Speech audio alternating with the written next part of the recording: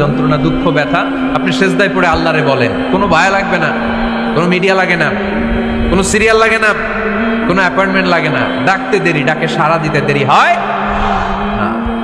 তাহলে কোরআনের আলোকে আজকে আমরা জেনে গেলাম আল্লাহর কাছে যেতে হলে সেজদায় লুটিয়ে পড়তে হয়। এবার আমরা সুন্নাহর আলোকে জানার চেষ্টা করব কি করে আল্লাহর কাছে যেতে হয়। শুনবেন? কষ্ট হচ্ছে নাকি আপনাদের?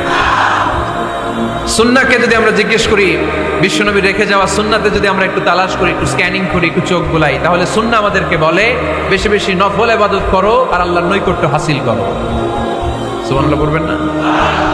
কোরআন বলেছে সেজদায় লুটিয়ে পড়ো। যা যা বললাম আমি ওঠার আগে জিজ্ঞেস করে আবার শুনে যাব, কারণ আমি মনে করি এটা ক্লাস। এটা কি ক্লাসে পড়া দেওয়া নেওয়া আছে না নাই? এতক্ষণ পড়ানোর পরে জিজ্ঞেস করার দরকার আছে না নাই? কোরআন বলছে কি আর সুন্নাহ কি বলে? নফল ইবাদত। আওয়াজ করে বলতে হবে সুন্নাহ কি বলে?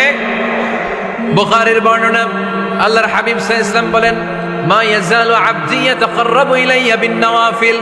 বান্দা যত বেশি নফল ইবাদত করতে থাকে, করতে করতে করতে করতে বান্দা আমার কাছের নৈকট্য প্রাপ্ত বান্দা হয়ে যায়।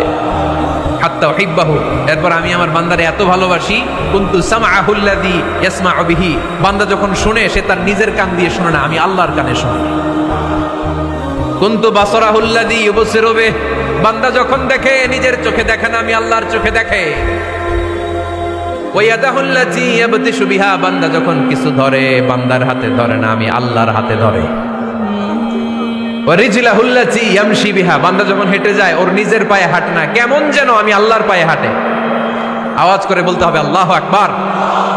মানে আল্লাহ বুঝাতে চাইলেন আমি তখন তার কান হয়ে যাই, আমি তখন তার চোখ হয়ে যাই, আমি তখন তার হাত হয়ে যাই, আমি তখন তার পা হয়ে যাই। আমার আর তার মাঝে আর কোনো ফারাক থাকে না, সে আমার একেবারে নিকটে চলে আসে। আওয়াজ করে পড়েন সুবহানাল্লাহ। এজন্য বিশ্বনবী সাল্লাল্লাহু আলাইহি ওয়াসাল্লাম বদরের প্রান্তরে তলোয়ার নাই, নাই ওট নাই, সৈন্য সামন্ত নাই, না খেয়ে হাড্ডি সারা ৩১৩ জন মুসলমানকে নিয়ে আল্লাহর উপর ভরসা করে বদরের প্রান্তরে দাঁড়ালেন। আর ওইদিকে কাফেরদের সৈন্যবাহিনী ছিল ১০০০। কয় হাজার? মুসলমান কয়জন? মাত্র ৩১৩ জন। ওদের কাছে অস্ত্র শস্ত্রে সজ্জিত সেনাবাহিনী। বিশ্বনবীর ৩১৩ জনের কাছে তলোয়ার নাই, ঘোড়া নাই, কিচ্ছু নাই। বিশ্বনবী আল্লাহর উপর ভরসা করে এক মুষ্টি বালি নিয়ে ওয়াশাহাতিল ওযু, কাফেরদের চোখগুলো ধ্বংস হোক বলে তিনি বালুগুলো ছড়িয়ে দিলেন। মুহূর্তের মধ্যে ১০০০ সৈন্যবাহিনীর কাফের সৈনিকদের চোখের মধ্যে ধূলিকণা পৌঁছে দিল কে? আল্লাহর হাবিব সাল্লাল্লাহু আলাইহি ওয়াসাল্লাম বদরের প্রান্তর থেকে এক মুষ্টি বালু নিয়ে বললেন শাহাতিল ওযু বলে তিনি বালু ছুড়ে মারলেন। ১০০০ সৈন্যবাহিনীর চোখের মধ্যে বালু ছড়াই দিছে কে? বুঝে শুনে উত্তর দিয়ে। এখানে ১০০০ লোক দাঁড়ানো, আমি বালু নিলাম, গায়ের যত জোর আছে সবার চোখের দিকে মারলাম। ১০০০ জনের চোখের ভিতরে ঢুকবে? সর্বোচ্চ ৫ জন, বেশি হইলে ১০ জন, তার চেয়ে বেশি হইলে ২০ জন, বেশি হইলে ৫০ জন। বুঝে শুনে উত্তর দিয়ে। আমার মুষ্টিবদ্ধ বালু ছুঁড়ে মারলে ১০০০ মানুষের চোখের মধ্যে পড়বে? আওয়াজ করে বলেন পড়বে।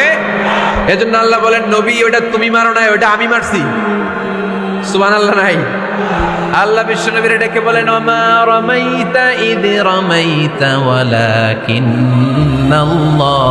রামা।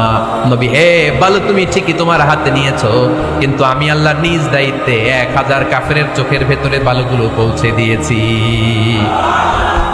তাহলে মানে যখন নফল ইবাদত করে তখন বান্দার হাত আর বান্দার হাত থাকে না, ওইখানে আল্লাহর হাত যুক্ত হয়ে যায়।